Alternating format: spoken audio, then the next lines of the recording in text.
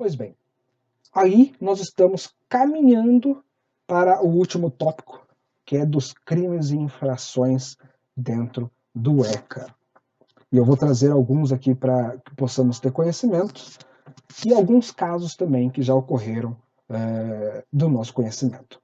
Diz aqui o artigo 232 do ECA: submeter criança ou adolescente sob sua autoridade, guarda ou vigilância a vexame ou constrangimento.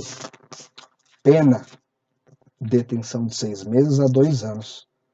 Olha só, se nós tratarmos uma criança, um adolescente, de uma forma vexatosa, algum constrangimento para aquela criança, podemos cometer aqui um crime, uma infração dentro da constância aí do Estatuto da Criança e Adolescente.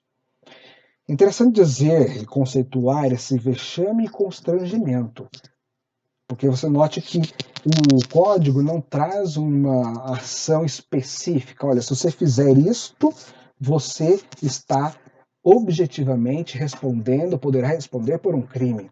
Ele está falando que em caso de vexame e constrangimento, que são duas palavras abstratas que não têm uma definição concreta do que é esse vexame, esse constrangimento, né?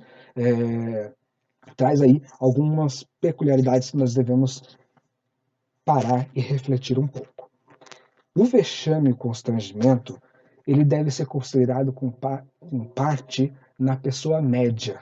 Ou seja, normalmente, dentro da nossa sociedade, se eu agir de tal forma, será um vexame? Será um constrangimento?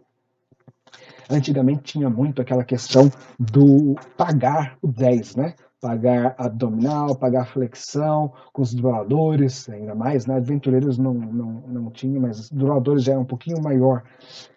Fazer esse pagar 10 e tudo mais, hoje está vedado. Por quê? Causa um vexame, algum constrangimento com aquela criança, pois não é comum mais essas aplicações de castigo por meio físico, por nessas questões. Então, o ECA afasta e tipifica como se fosse crime estas ações que qualquer pessoa possa realizar para uma criança ou adolescente. Por exemplo, você está no meio do clube, o clube está lá num evento e você para o clube todo e na frente do clube você começa a falar mal, a falar contra aquela criança no meio de todo mundo e todo mundo está vendo. Isso é um constrangimento, pode ser um vexame também, e tudo isso pode ser submetido, queridos, a esta tipificação do ECA, tratando como um crime. E a pessoa pode responder por uma detenção de 6 meses a 2 anos dentro aí do judiciário. Olha só a responsabilidade que nós temos. Isso para citar um caso, tá bom? Outro que devemos ter interesse aqui em falar e informar também para a diretoria. O artigo 236, que diz o seguinte: impedir ou embaraçar a ação de autoridade judiciária, membro do Conselho Tutelar ou representante do Ministério Público no exercício de sua função prevista nessa lei. Olha a pena. Detenção de 6 meses a 2 anos também. Por que isso aqui é importante?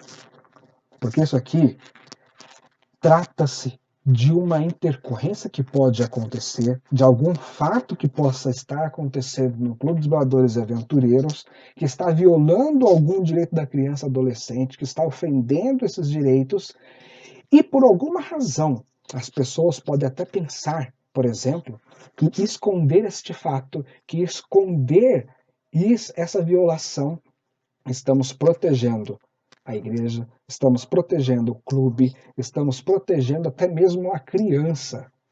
Mas isso não é verdade. Se existir alguma ação do Conselho Tutelar, do Ministério Público ou alguma autoridade que possa ali representá-los, nessa averiguação desses fatos e houver uma omissão, um impedimento, ou vou impedir que essas pessoas investigue, eu vou embaraçar, eu vou procrastinar, eu vou dar aqui alguns obstáculos para que eles não possam saber desses fatos, averiguar esses fatos, pode ser incluído também nesse crime. Então, não é interessante, não é a orientação para que esses fatos dessas violações possam ser escondidas para debaixo do tapete. Muito pelo contrário. Chame as autoridades locais, chame o pastor, chame o diretor, chame ali quem for o competente dentro da hierarquia da igreja para que eles possam saber dessa situação e ajudar a resolver. A proteção à criança é importante, importantíssima, e dessa forma deve ser protegida, tá bom? Vamos para um próximo?